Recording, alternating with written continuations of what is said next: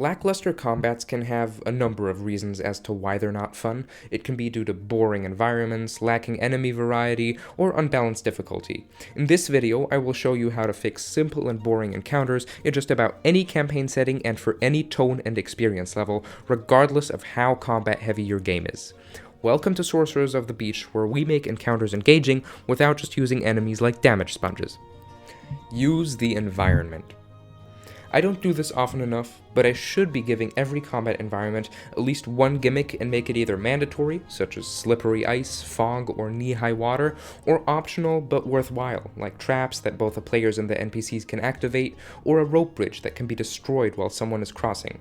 Because while most standard field encounters with goblins, bandits, or orcs have trees or cover, it usually isn't economical to use an action or bonus action to climb the trees or use said cover.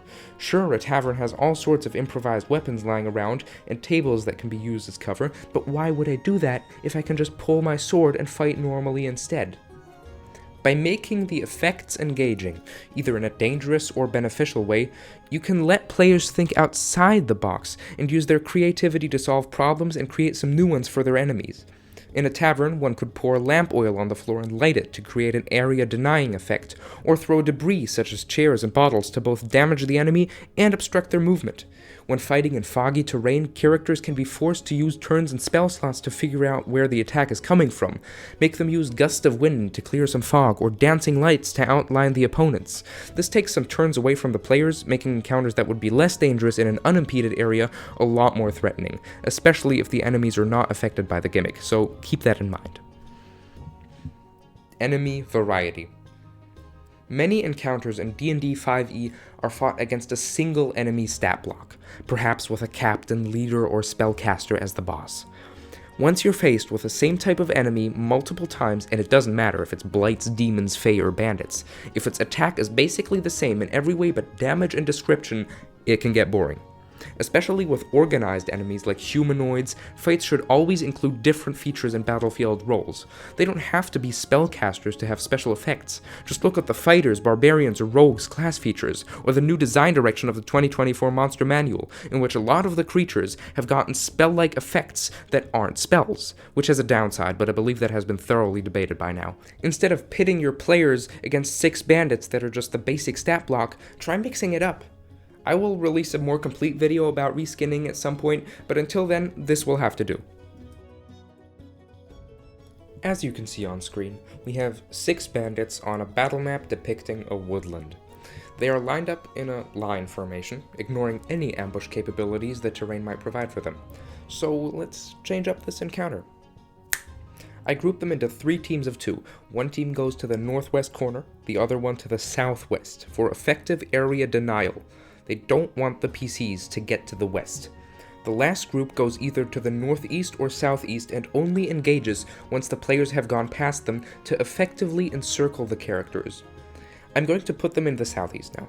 All of the bandits use the bushes and heavy foliage to be lightly obscured and covered by half or 3/4 cover, granting them a +2 or a +5 bonus to armor class and dexterity saving throws, while the lightly obscured effect makes the players have a more difficult time finding them in the first place, as they roll perception checks with disadvantage. Now, the bandits want more advantages, so they have set up bear traps and tripwires around certain bushes, trees, and rocks, which they know not to cross or walk over, so if a player charges at them, which is likely due to their good position making ranged attacks difficult, the player steps into a trap. The bandits themselves aren't just bandits either. One bandit, of groups 1 and 2 respectively, is a melee enforcer. Depending on the level, you can use the bandit, thug, or bandit captain stat block for them. They are supported by archers, which make up the other members of groups 1 and 2. These archers will stay in position providing fire support to their allies, while the melee bandits rush into the battle and deny the players the opportunity to get close to the archers or flee. Group 3 is made up of an alchemist or a spellcaster focusing on area denial with spells like Entangle, Ensnaring Strike, or just Thrown Alchemist's Fire. This controller, as we will call him from now on, is aided by the second bandit in Group 3, a roguelike bandit who uses Sneak Attack and Disengage to join the fight and help out the 2 enforcers just to disappear in the foliage, again, avoiding the bear traps of which he knows, but the party doesn't. So if this rogue is chased into the foliage, chances are a player strides into a trap. That's 4 enemy types across 6 enemies. That might be a little bit overkill, but it makes for an intriguing encounter. The bandits know what they're doing, after all, don't they? Balancing difficulty. We may have a well-designed encounter now, except that it isn't connected to the story yet, but I've made a video about that, go check it out. But some variables aren't clear yet.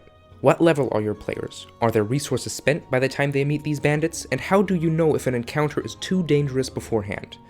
Well, my advice here might be a little janky, since I have developed a feel for the difficulty and my players usually punch quite above their weight and level. The tables of the Dungeon Master's Guide are also rather inaccurate at times, and so are many encounter builders. But if I can recommend one that I've only heard good things about, it's Kobold Fight Club, which I have linked in the description. It's a free, accurate CR-based encounter builder that will tell you if you're about to kill your players. I mean characters. I'm gonna get put on a watch list. CR, which stands for challenge rating, is also not a surefire way to know how dangerous something is, but it's easy enough to understand and works rather well for the hundreds of monsters in the rulebooks. Of course, there are terrifying exceptions, such as the Banshee, which punches so high above CR4 with its whale ability that it can be dangerous even to level 20 characters that don't have a good wisdom score. Apart from that, action economy is just as important as the million different subreddit discussions make it out to be. Monsters should, in general, not have more attacks than your players in total. This rule can be broken depending on the situation, if the monsters are just fodder, for instance. My tips for new DMs trying to balance encounters are, don't worry, you can run test combats with your players or some of the official starter modules first, to get a feel for the system. I can very much recommend the rather new 5e starter adventure Dragons of Stormwreck Isle and the Essentials kit. I am not recommending Lost Mine of Phandelver here.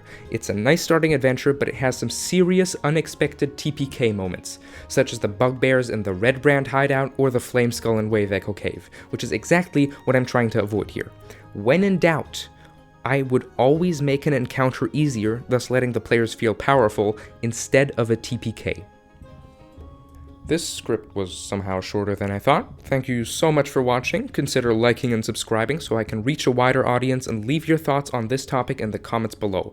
I will go against all of the advice in this video and pull an unexpected TPK on my veteran players in the meat grinder that is Tomb of Annihilation now. See ya!